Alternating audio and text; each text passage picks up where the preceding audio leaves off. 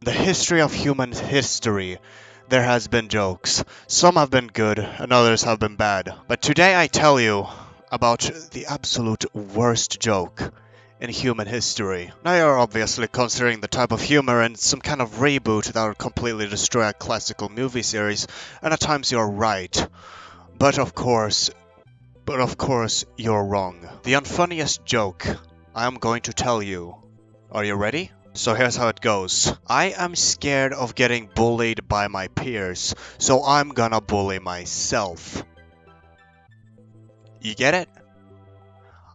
I'm scared of getting bullied by others because I have social trauma, so I'm gonna bully myself. Yeah? Yeah, quite funny, isn't it?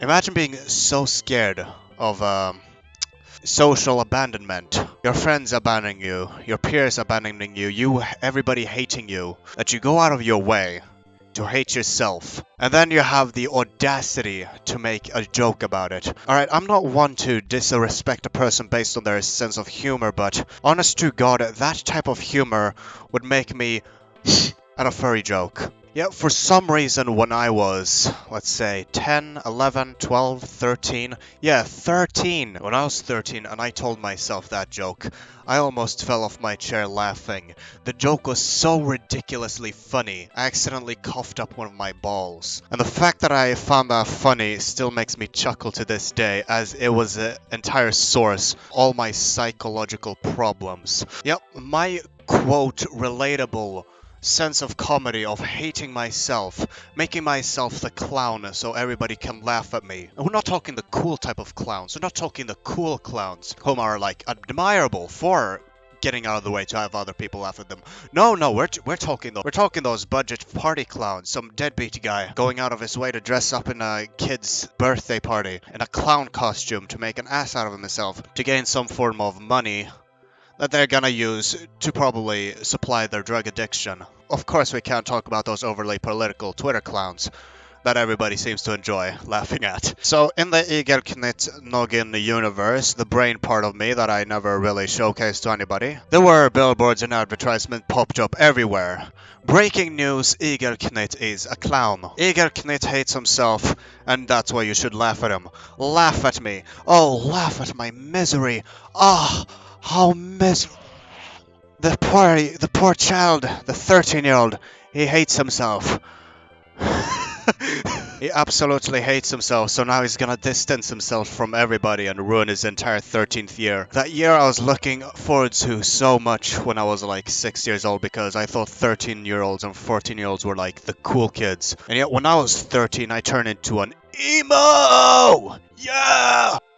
And I didn't choose to blame my heightened anxiety on anything, except for the fact that apparently I was born with it. It's that type of mentality that creates losers in this society. To think, oh, I was born like this, so I'm gonna be like this. Typically, I like to believe that God throws the problems at you to help you overcome them. But as far as I know, the fact that somebody being born with something and using that as an excuse to not get themselves better at anything.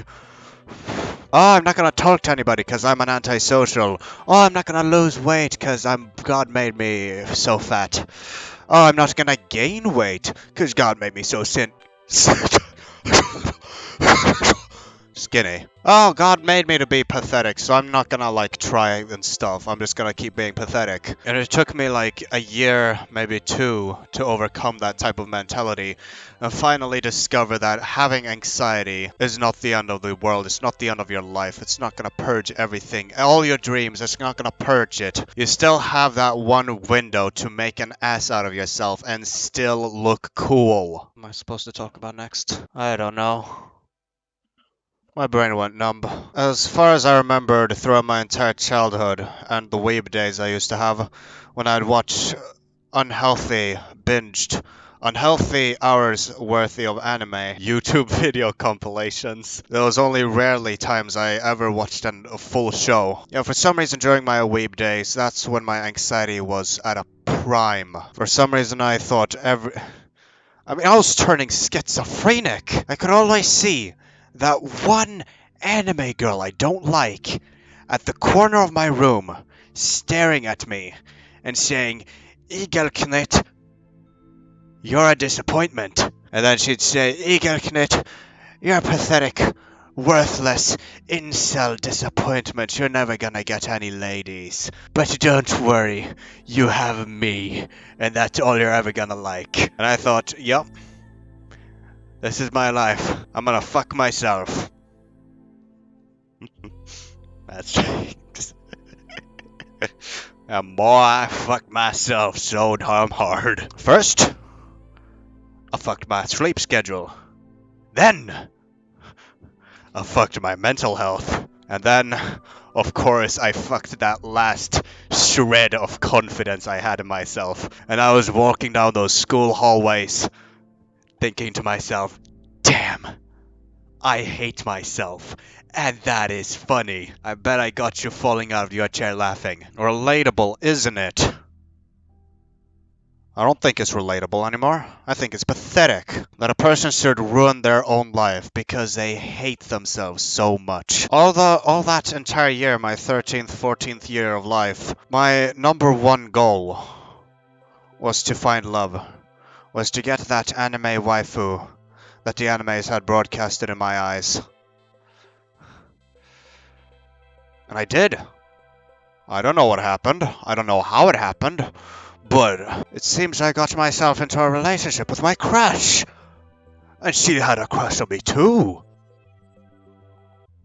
Impossible. It's not supposed to happen. Why did God do this to me?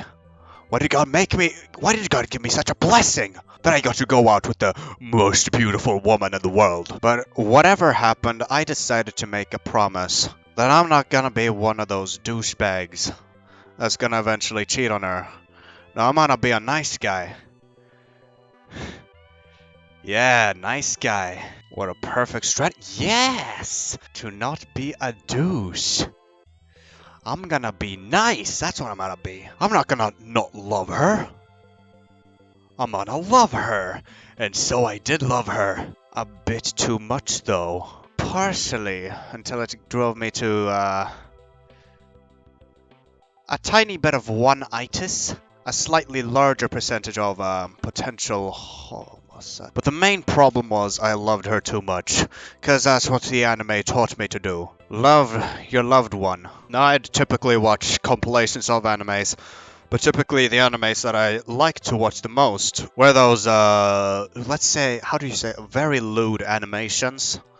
With those artificially made women, which are specifically built to fit into a man's standards, with, of course, everyone's favorite standard.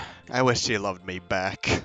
Let's just say my ex drove me into an addiction. I was addicted to her. Every day I'd go knocking at that door. Every day I'd go texting on my phone. Could I come over? Could I come over? Could we spend some time together? Until eventually it sort of dawned upon her. And eventually she decided to call off the relationship. Now, she wasn't the perfect being. I wasn't the perfect being either. Nobody's a perfect being. Nothing is a perfect being. The entire reason why everything exists is because nothing is perfect. There's always an irregularity when it comes to reality. She made it so my mum would tell me she wanted to break up with me instead of just telling me she wants to break up with me. She did it in a way she wanted to try being nice but I'd honestly to God wished she just went in and smacked me in the face. Because that's what I deserved. I deserved a smack in the face. But she didn't smack me in the face because she was a nice type. But, of course, the reason why I'm telling you about this is not to is not to flex to everybody that I managed to succeed at the most impossible task a man can get nowadays. But instead to...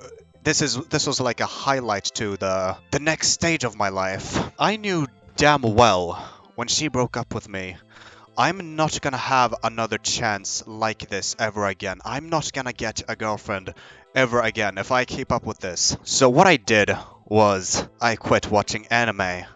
Now I used to binge anime a lot. I used to watch specifically anime related content. I'd watch all the videos with the anime thumbnails on them. One of my favorite anime video creators was this thing called Corname, which makes like compilations of anime. We can't of course forget that one The what was it called again? All right, it was a channel that made a pirated hentai, posted on YouTube, and removed the naughty scenes. That's what inspired me to make the Nature Rap Agreement. I was a pervert and I knew it. I'd always tease my ex with the perverted jokes I made. I mean, they were good.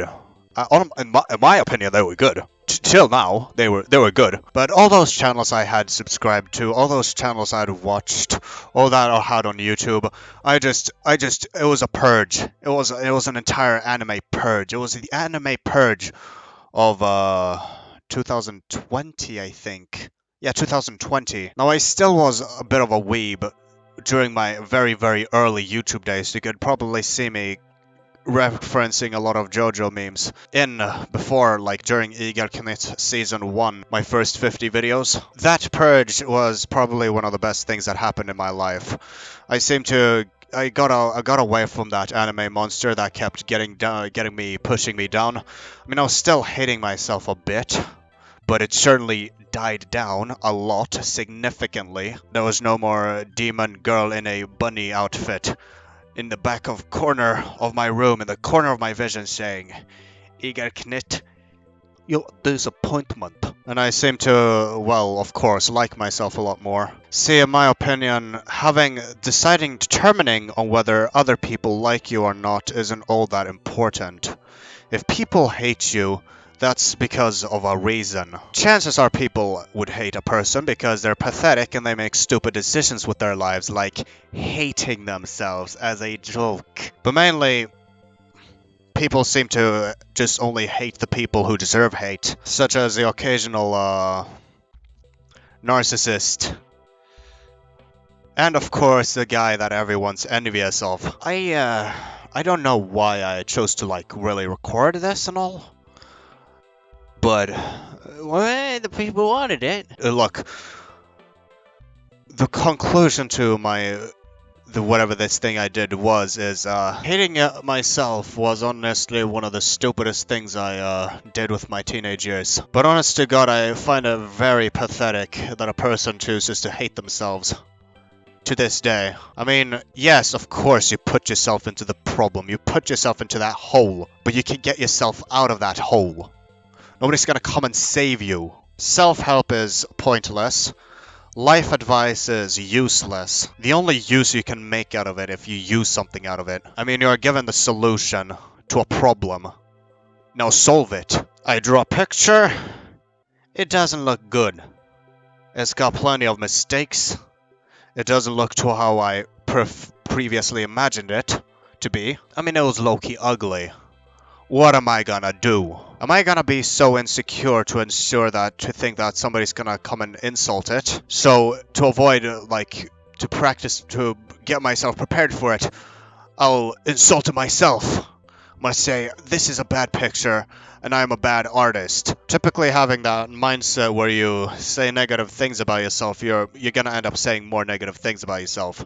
It's gonna become that thing. It's gonna be entered on factory settings on you. You can't really change it back. It's like canceling a subscription you made to a company on the internet. I don't want to stream movies anymore. I'm done with it. All right. Well, we're not gonna let you cancel the subscription. You're gonna have to email us this. You're gonna have to call this number. You're gonna have to beep boop babada boop, and we're still gonna take your money. It's like that. But to spare yourself from all that problems regarding self-hate, why not have a bit of self-love? That's what you want. You're lonely. You're sad. You want a little bit of that love, you know? I mean, who can really? I mean, nobody really. But the problem is, nobody can give you love. Can they? No, you're living that lonely hikikomori life, aren't you? Yeah, me too. So? Why not love yourself? I mean, you have yourself. Nobody's gonna love you. If nobody loves you, why not love yourself? I mean, yeah, that's the solution. You love yourself. How do you love yourself? You stop hating yourself. That's what you do. Life has a loveful part of its side and a hateful part of its side, and you decided to move straight to the hateful part. Yep, you're living on the hateful end of the spectrum. The color is disappearing. You can't feel anything. So why not love yourself? Having trouble loving yourself? Having trouble feeling? Having trouble seeing that color in life? Stay hydrated. Future Igelknytt here. You feel like you don't deserve to be loved? You don't feel like you deserve to love yourself? Because you're such a... Because apparently that's a thing you have? Well, let's search it up. Human rights. Human rights include the right of life and liberty, freedom from slavery and torture, freedom of opinion, expression, the right to work and education. Everyone is entitled to these rights without discrimination. You don't feel like a human? Why are you so depressed for? I mean, the reason why you're human is because you feel these things. If you feel as worthless as I don't know, a termite, that like piece of mold that nobody wants in on their clothes. You're like a mosquito. You're basically there to make everyone's life worse. You're basically there to make everything so horrible in front of others. You're supposed to draw everyone's love away from them. You're a human being built to entirely be hated. A cockroach. Well, riddle me this, Batman. Why did God make you a human? Why did God give you that dick and balls you love so much? Why did God give you that cooch you love so much? Tell me, Freeman, what is it really that you feel? I mean, you have access to all the basic human rights, and yet you're rejecting all this. Is there some kind of deeper meaning behind this? Oh yeah, boo-hoo, attention seeker, pension smeeker, ungrateful twat, depressed brat, whatever. The human rights express it right there. You have the rights of everything. You have a human right, and yet you're rejecting everything. My name is Igelknytt, and future Igelknytt, if you're watching this video, and you're suffering from these exact same problems again, you become a deadbeat hikikomori, and you're an alcoholic.